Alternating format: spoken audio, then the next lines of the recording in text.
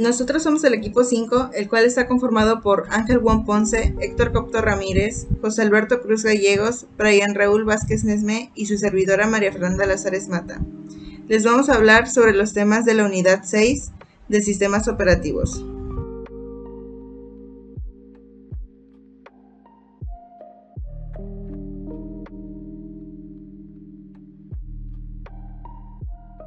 Yo les voy a hablar sobre el punto 6.1, concepto y objetivos de protección.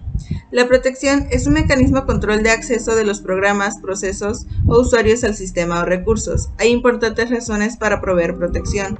La más obvia es la necesidad de prevenirse de violaciones intencionales de acceso por un usuario. Otras de importancia son la necesidad de asegurar que cada componente de un programa use solo los recursos del sistema de acuerdo con las políticas fijadas para el uso de esos recursos. Un recurso desprotegido no puede defenderse contra el uso no autorizado o de un usuario incompetente. Los sistemas orientados a la protección proveen maneras de distinguir entre uso autorizado y desautorizado. Ahora les voy a hablar sobre los objetivos.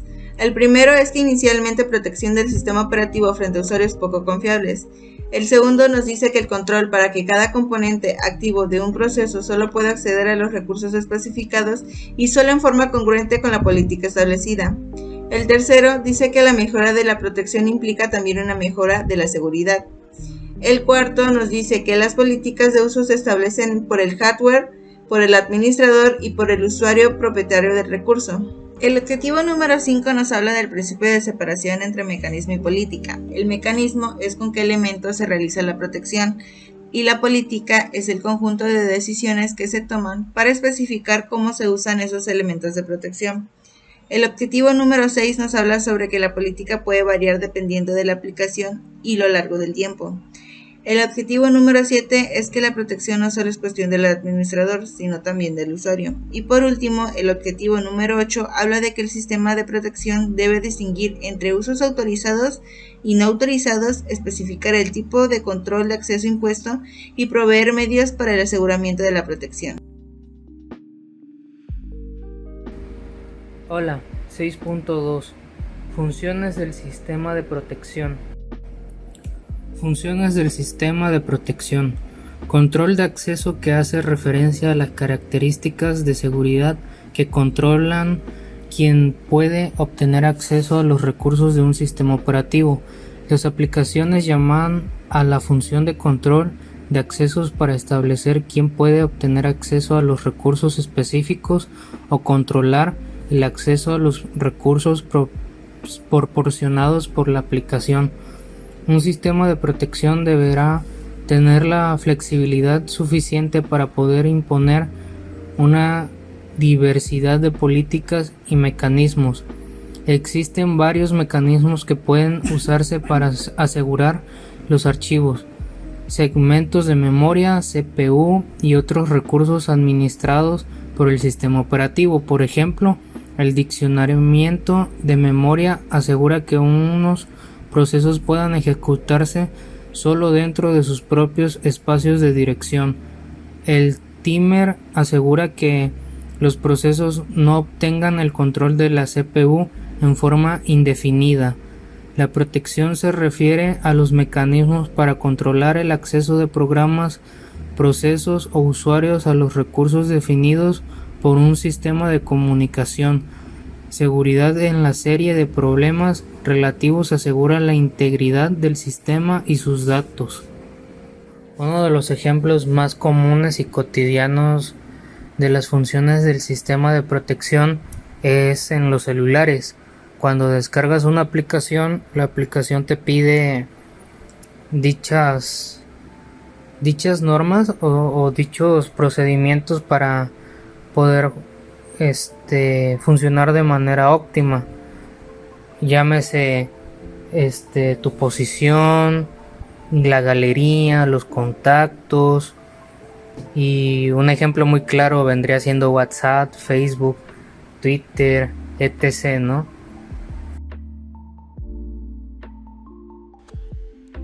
Hola, ¿qué tal? Buenas tardes. Mi nombre es Héctor Copto y yo voy a explicar lo que es el punto 6.3, implementación de matrices acceso.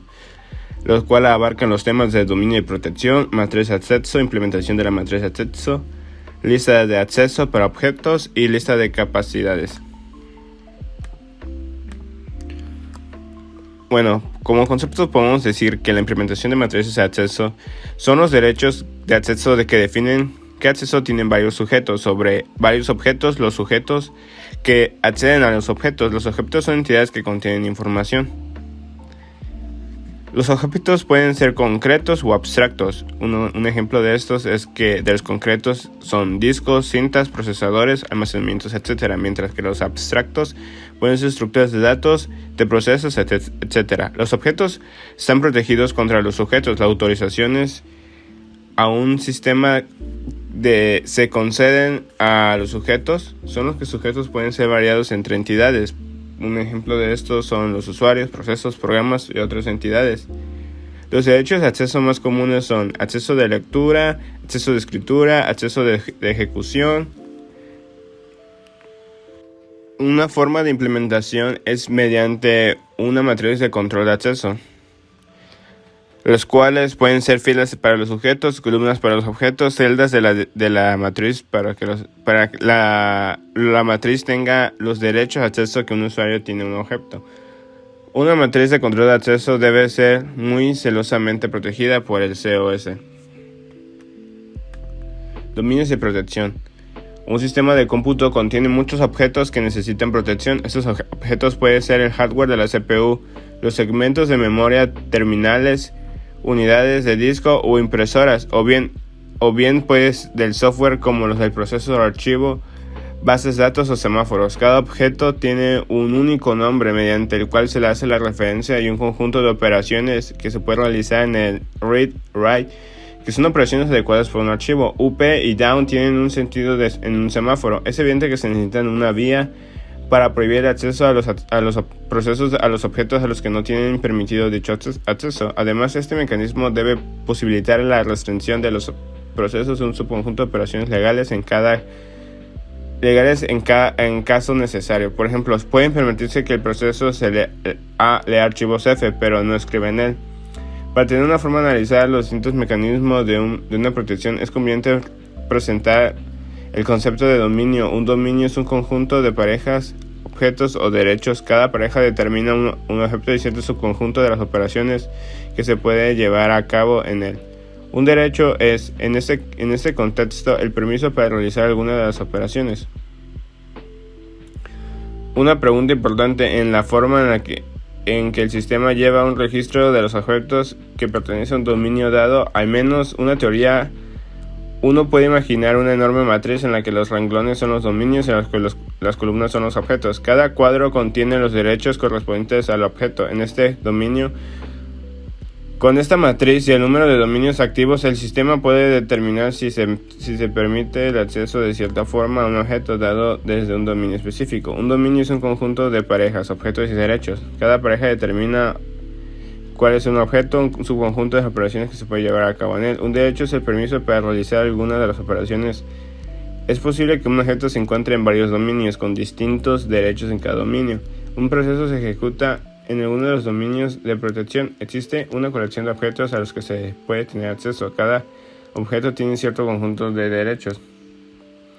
Los procesos pueden alternar entre los dominios entre la ejecución. Una llamada del COS provoca una alteración de dominios. En algunos COCs los dominios se llaman anillos. Una forma en la que el SO lleva un registro de objetos que protege cada dominio es mediante una matriz. Los renglones son los dominios, las columnas son objetos. Cada elemento de la matriz contiene los derechos correspondientes al objeto en este dominio. Por ejemplo, leer, escribir y ejecutar.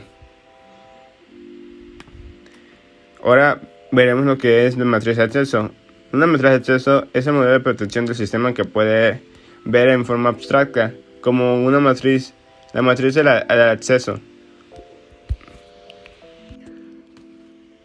Una matriz de acceso es una representación abstracta del concepto de dominio y protección. Este modelo fue propuesto por Lamson como una descripción generalizada de mecanismos de protección en sistemas operativos.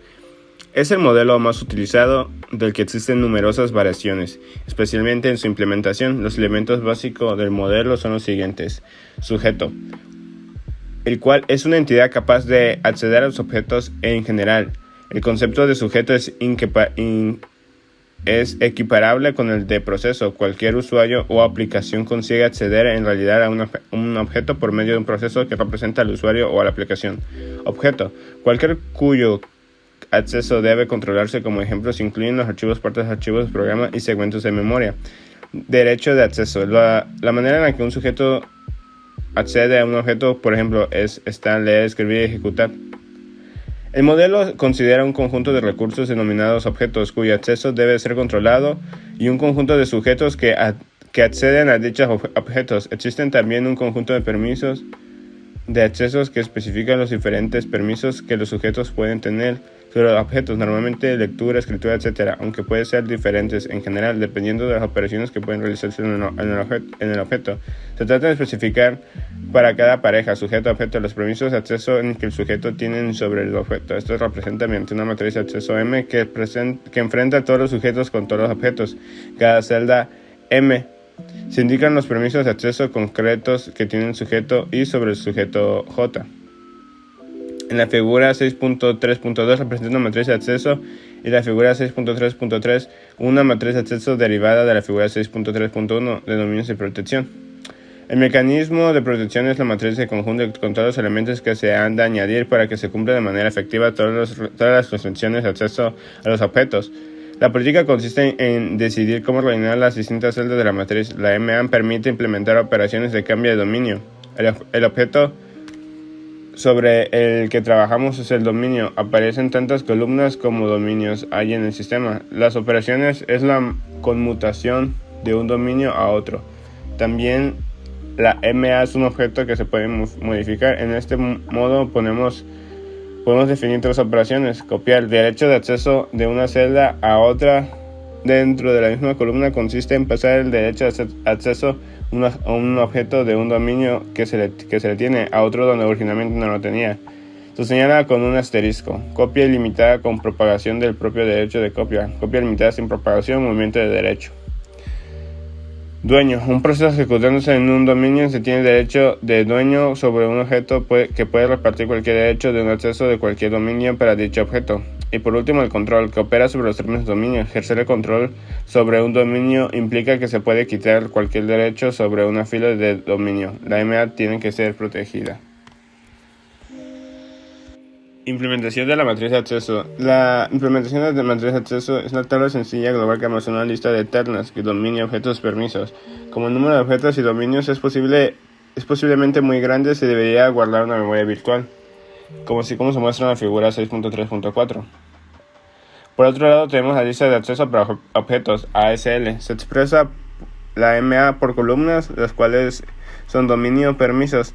Estas descartan las entradas vacías. Se puede crecer una línea de permisos por defecto para hacer más fácil su uso, dado que cada vez que se va a usar un objeto hay muchos objetos que hay que comprobar si hay o no permiso para hacerlo. Es lógico poner la ACL ahí donde estén descritos los atributos del objeto. Asocia cada objeto a una lista ordenada con todos los dominios que pueden tener el acceso al objeto. La forma de dicho acceso, ejemplo, lectura, grabación y ejecución. Una forma de implementar ACL consiste en designar 3 bits RWX para cada archivo. Para el propietario del grupo de más usuarios, permitir que el propietario de cada objeto pueda modificar su ACL en cualquier momento. Permitir prohibir acceso antes permitidos. Lista de capacidades. Se expresa la MA por filas. Cada dominio tiene una lista de la forma de objetos permisos. Para identificar los objetos se usa bien su nombre lógico o un puntero a la estructura de estos se les describe. Esta dirección se le llama capacidad. Solo se podrá realizar la operación M sobre el objeto O si se dispone de discapacidad del puntero al objeto, como se muestra en la figura 6.3.6. Mecanismo de la cerradura de llave. Cada objeto tiene una lista de patrones llamados cerraduras. Cada dominio tiene una lista de patrones llamados claves. Un proceso que se ejecuta en un dominio solo tendrá acceso a un objeto si el dominio contiene una llave que coincida con una de las cerraduras. La comparación. Es la tabla global, es una matriz de dispersos, es ineficiente para su almacenamiento. ACL: cuando se accede a un objeto es fácil determinar si hay o no permiso para usarlo. Capacidades. Las ACL están distribuidas Es difícil saber cuáles son los derechos de acceso para un proceso, cosa que sí se puede hacer con la lista de capacidades. Los sistemas reales suelen usar una mezcla de ambos. Unix, un ejemplo de eso es Unix, que se abre un fichero, se verifica en la ACL si tiene permiso o no. Si lo tiene, se consigue el descriptor de un fichero, es decir, una capacidad que será lo que se use a partir de entonces.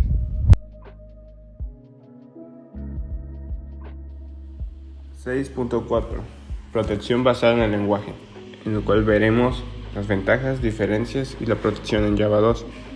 La protección se logra con la ayuda del núcleo del SO, que valida los intentos de acceso a recursos. El gasto de inspeccionar y validar todos los intentos de acceso a todos los recursos es muy grande, por lo tanto debe ser apoyada por hardware, y al aumentar la complejidad del CO se deben refinar los mecanismos de protección. Los sistemas de protección no solo se preocupan de que si puedo acceder a un recurso, sino que también cómo lo accedo. Por lo tanto, los diseñadores de aplicación deben protegerlos y no solo el CO.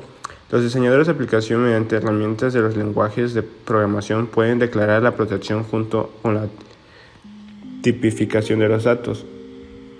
Las ventajas es de que la necesidad de protección se declara sencillamente y no llamando al procedimiento del CO. Otra ventaja es que las necesidades de protección pueden expresarse independientemente de los recursos que ofrece el CO. Y otra es que el diseñador no debe proporcionar mecanismos para hacer cumplir la protección. Y por último es que los privilegios de acceso están íntimamente relacionados con el tipo de datos que se declara. Las diferencias entre las distintas formas de protección es que la seguridad, la obligación de cumplimiento por núcleo, ofrece un grado de seguridad que el código de seguridad ofrecido por el compilador. Otro punto de diferenciación es la flexibilidad, la cual es la implementación por núcleo es limitada. Si un lenguaje no ofrece suficiente flexibilidad, se puede extender o sustituir perturbando menos cambios en el sistema que si tuviera que modificarse el núcleo. Por último es que la eficiencia se logra mayor de ello cuando el hardware apoya el proceso de la protección. La especificación de protección es un lenguaje de programación que permite describir el alto nivel de las políticas de asignación y el uso de recursos. La especificación de protección es un lenguaje de programación que permite describir en alto nivel las políticas de asignación y uso de recursos. El programador de aplicaciones necesita un mecanismo de control de acceso seguro y dinámico para distribuir capacidades a los recursos del sistema entre los procesos de usuario. Las construcciones que permiten al programador declarar las funciones tienen tres operaciones básicas, entre las cuales es distribuir capacidades de manera segura y eficiente entre el proceso de clientes. Especificación: el tipo de operaciones que un proceso podría invocar en un recurso asignado. Especificar el orden en que un proceso dado puede invocar las operaciones de un recurso.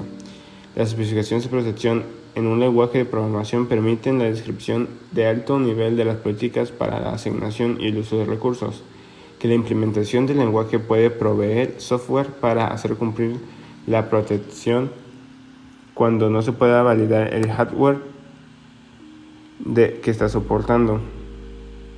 La interpretación de especificaciones de protección para generar llamadas en cualquier sistema de protección provisto por el hardware o el CO.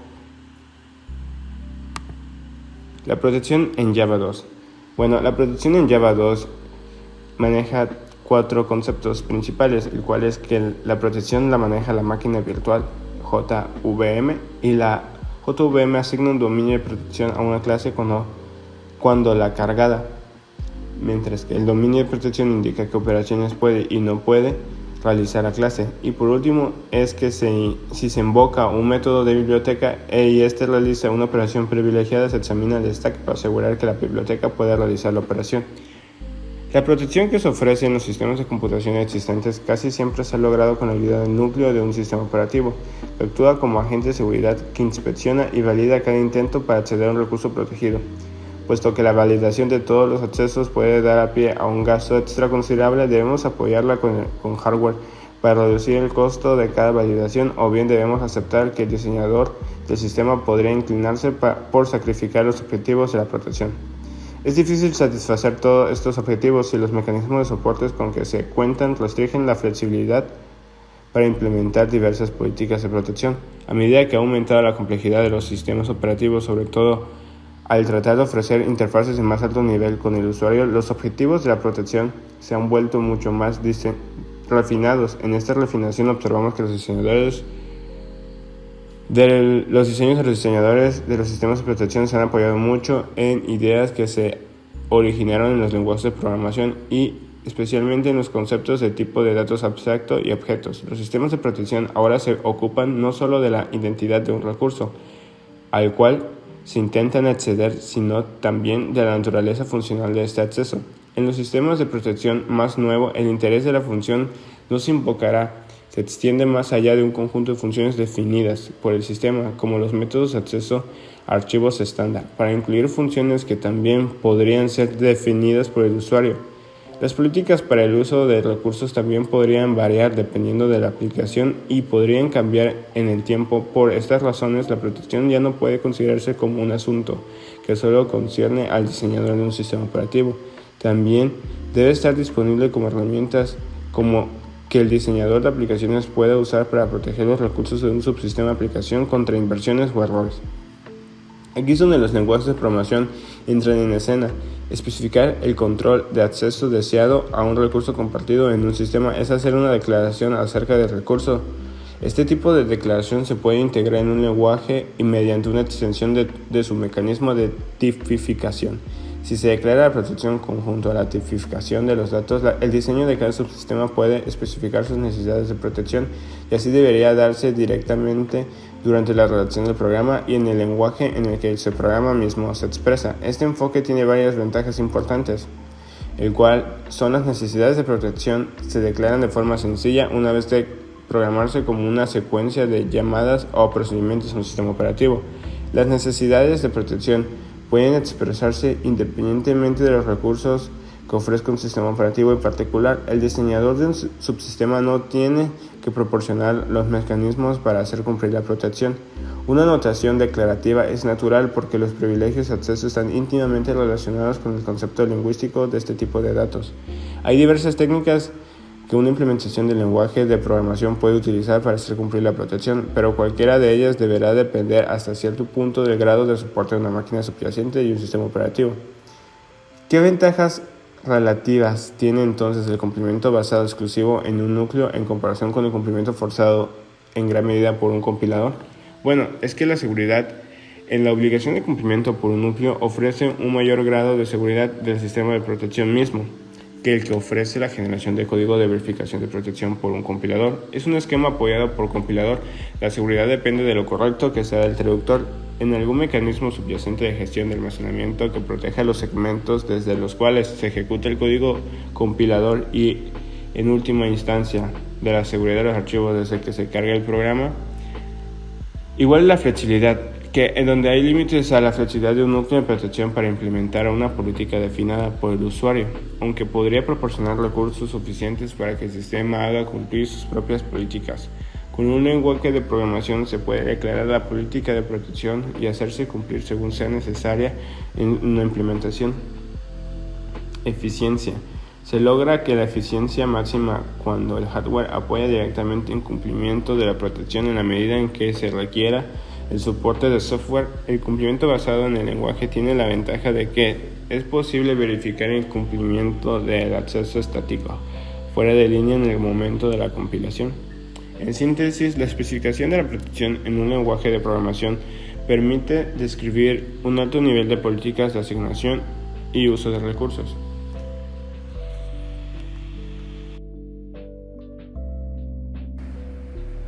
Hola. 6.5. Conceptos de seguridad. Concepto de seguridad.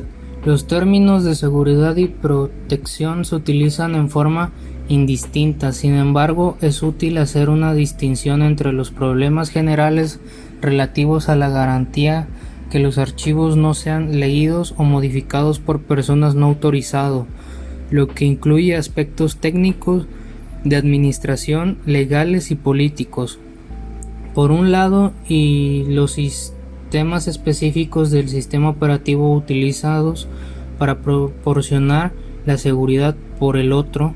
Para evitar la confusión, utilizaremos el término seguridad para referirnos al problema general y el término mecanismo de protección para referirnos a los mecanismos específicos del sistema operativo utilizado para resguardar la información de la computadora. Sin embargo, la frontera entre ellos no está bien definida. Primero nos fijaremos en la seguridad, más adelante analizaremos la protección. La seguridad tiene muchas facetas, dos de las más importantes son la pérdida de datos y los intrusos. Algunas de las causas más comunes de la pérdida de datos son actos divinos, o sea, incendios, inundaciones, terremotos, guerras, revoluciones o ratas que roen las cintas o discos flexibles, errores de hardware o software, mal funcionamiento de la CPU, discos o cintas ilegibles, errores de telecomunicación o errores en el programa, errores humanos, entrada incorrecta de datos, mal montaje de la cinta o discos, ejecución incorrecta del programa, pérdida de cintas o discos. Otro de los errores más comunes, aparte de los ya mencionados, es cuando se descargan aplicaciones no oficiales o craqueados que pueden contener virus, y eso afectaría el programa del sistema operativo, ya que podrían hacer que todos los datos se les pase a alguien más, como ya se mencionó, se borren, se pierdan o simplemente deje de funcionar el aparato. 6.6 Clasificaciones de la seguridad. Seguridad externa. La seguridad externa consiste en seguridad física, seguridad operacional. La seguridad física incluye protección contra desastres, como inundaciones, incendios, etc. Protección contra intrusos. En la seguridad física son importantes los mecanismos de detección. Algunos ejemplos son detectores de humo, sensores de calor, detectores de movimiento. La seguridad física especialmente trata de impedir la entrada de intrusos. Se utilizan sistemas de identificación física, tales como tarjetas de identificación, sistemas de huellas digitales e identificación por medio de voz. Seguridad operacional. Consiste en las diferentes políticas y procedimientos implementados por la administración de la instalación computacional. La autorización determina qué acceso se permite y a quién. La clasificación divide el problema en subproblemas. Los datos del sistema y los usuarios se dividen en clases. A las clases se conceden diferentes derechos de acceso. Un aspecto crítico es la selección y asignación del personal. El tratamiento que generalmente se da al problema es la división de responsabilidades. Se otorgan distintos conjuntos de responsabilidades. No es necesario que se conozca la totalidad del sistema para cumplir con esas responsabilidades. Para poder comprender al sistema puede ser necesaria la cooperación entre muchas personas. Con esto se reduce la probabilidad de violar la seguridad. 6.7 Validación y amenazas al sistema. Una forma de identificar la identidad de cada usuario que está trabajando en el sistema es con el uso de contraseñas. La vulnerabilidad de contraseñas, que sean complejas y difíciles de adivinar. Hay que cambiarlas de vez en cuando. Las clases de elementos de autentificación para establecer la identidad de una persona son algo sobre la persona, por ejemplo, huellas digitales, registro de la voz, fotografías, firmas, etc. Algo poseído por la persona, por ejemplo, insignias especiales, tarjetas de identificación, llaves, etc. Algo conocido por la persona, contraseñas, combinaciones de cerradura, etc. El esquema más común de autentificación es la protección por contraseña. El usuario elige una palabra clave, la memoriza, la teclea para ser admitido en el sistema computarizado. La clave no debe desplegarse en pantalla ni aparecer impresa. Verificación de amenazas. Es una técnica según la cual los usuarios no pueden tener acceso directo a un recurso. Solo lo tienen las rutinas del sistema operativo llamadas programas de vigilancia. El usuario solicita el acceso al sistema operativo. El sistema operativo niega o permite el acceso. El acceso lo hace un programa de vigilancia que luego pasa los resultados al programa de usuario. Permite detectar los intentos de penetración en el momento en el que suceden. Y por último, advertir en consecuencia. Amenazas relacionadas con los programas. Los procesos, junto con el kernel, son el único medio de realizar un trabajo útil en una computadora. Por tanto, un objetivo común de los piratas informáticos consiste en escribir un programa que cree una brecha de seguridad. De hecho, la mayoría de las brechas de seguridad no relacionadas con programas tienen por objetivo crear una brecha que sí esté basada en un programa. Caballo de Troya. Un programa indudablemente útil e inocente que contiene códigos escondidos que permite la modificación no autorizada y la explotación o destrucción de la información. Los programas Caballo de Troya se distribuyen por lo general por Internet. Los juegos, los freeware y los protectores de pantalla son los medios más comunes que utilizan los caballos de Troya. Puerta trasera. En la informática, una puerta trasera es una secuencia especial dentro del código de programación, mediante el cual el programador puede acceder o escapar en un programa en caso de emergencia o contingencia en algún problema. A su vez, estas puertas también pueden ser perjudiciales, debido a que los crackers, al descubrirlas, pueden acceder a un sistema de forma ilegal y aprovecharse de él. Bomba lógica. Este tipo de delito forma parte de los sistemas informáticos que realizan ataques a la parte lógica del ordenador. Se entiende por bomba lógica aquel software, rutinas o modificaciones de programas que pueden producir modificaciones, borrados de ficheros o alteraciones del sistema en un momento posterior a aquel en el que se introducen por su creador. Bueno, yo voy a hablar del tema 6.8, que es cifrado. Existen muchas defensas frente a los ataques informáticos, que abarcan toda la gama desde lo que va a la metodología y la tecnología. La herramienta de carácter más general que está a disposición de los usuarios y desarrolladores de sistemas de criptografía. En esta sección vamos a explicar algunos de los que son los detalles acerca de la criptografía y su uso en el campo de la seguridad informática.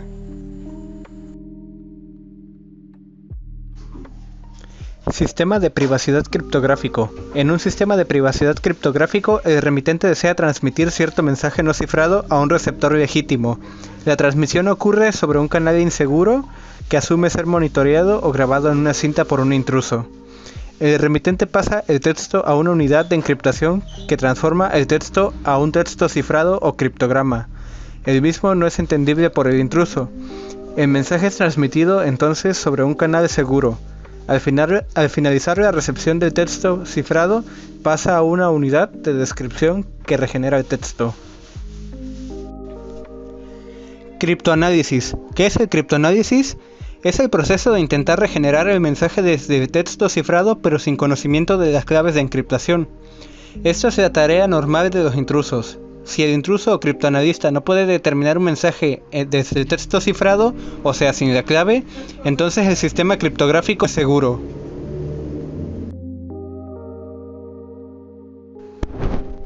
Existen varios métodos y técnicas de cifrado, como lo que es el cifrado de sustitución.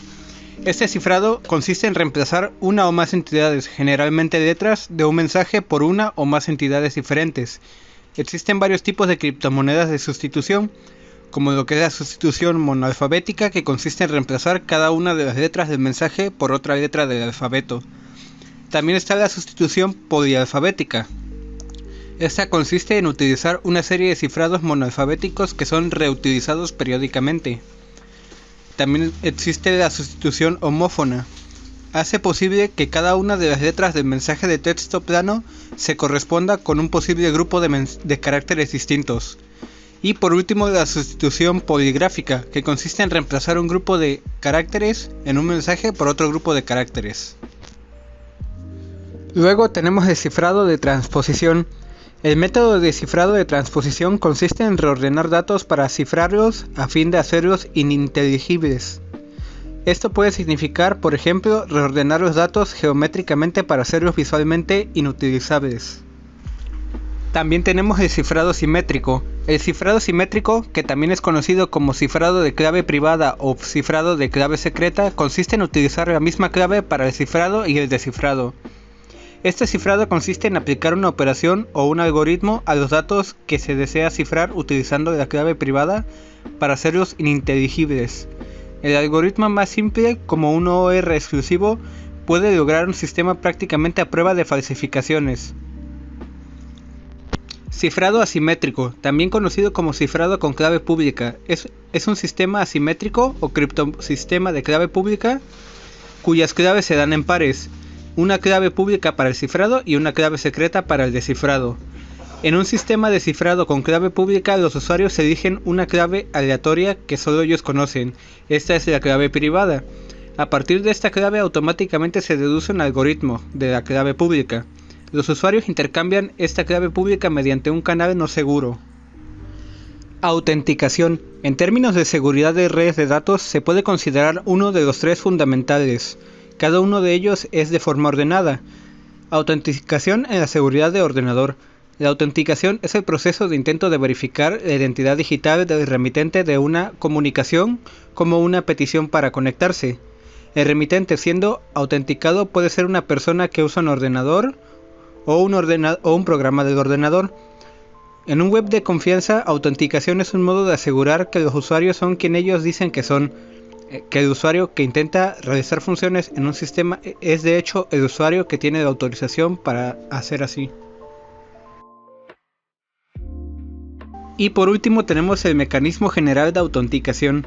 La mayor parte de los sistemas informáticos y redes mantienen de uno u otro modo una relación e identidades personales, que son los usuarios, asociadas normalmente con un perfil de seguridad, roles y permisos.